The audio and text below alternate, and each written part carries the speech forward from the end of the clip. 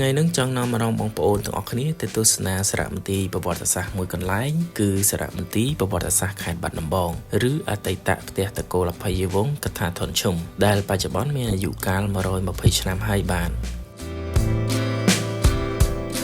តើយើងទៅទស្សនានិងស្វែងយល់ពីប្រវត្តិសង្ខេបរបស់អគារនេះទាំងអស់គ្នា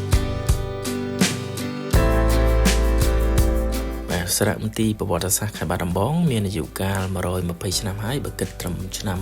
2025នេះហើយក៏ជាអតីតសាលាខេត្តបាត់ដំបងផងដែរត្រូវបានសាងសង់ឡើងនៅក្នុងឆ្នាំ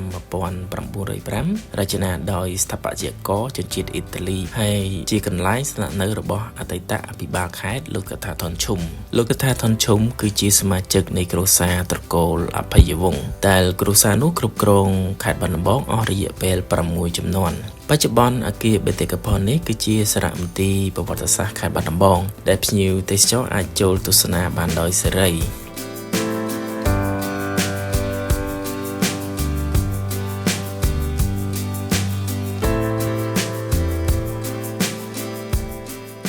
ហើយក្នុងអគារនេះមានជាន់ផ្ទាល់ដីនិងជាន់ទី1នៅជាន់ផ្ទាល់ដីមានតាំងឧបករណ៍ភ្លេងខ្មែរបុរាណជាច្រើនប្រភេទមានរូបគំនូរទេសភាពរបស់ខេត្តបាត់ដំបងមានប្រវត្តិអភិបាលខេត្តបាត់ដំបងនិងមានកន្លែងថតរូបអនុស្សាវរីយ៍ជាមួយនឹងរូបតំណាងចាប៉ីដងវែងដ៏ធំដែលជាអត្តសញ្ញាណតំណាងឲ្យឧបករណ៍ភ្លេងបុរាណខ្មែរយើង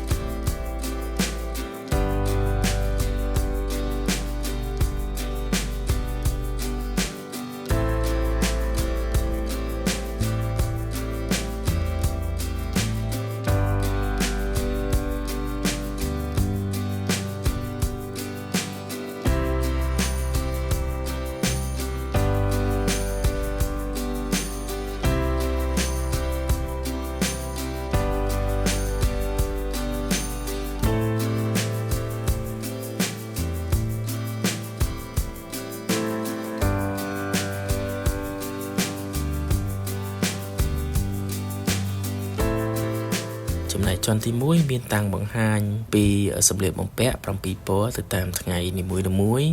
ហើយក៏មានផ្ទះគំរូរចនាបថខ្មែរយើងរូបថតរបស់សិល្បករល្បីៗដែលមានដើមកំណើតនៅខេត្តបាត់ដំបង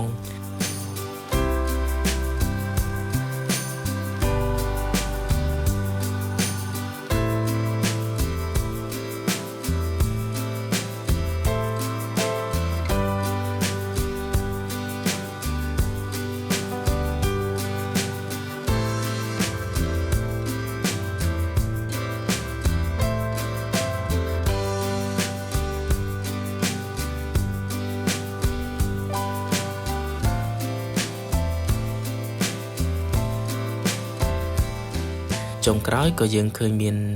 អាសនៈព្រះពុទ្ធបដិមា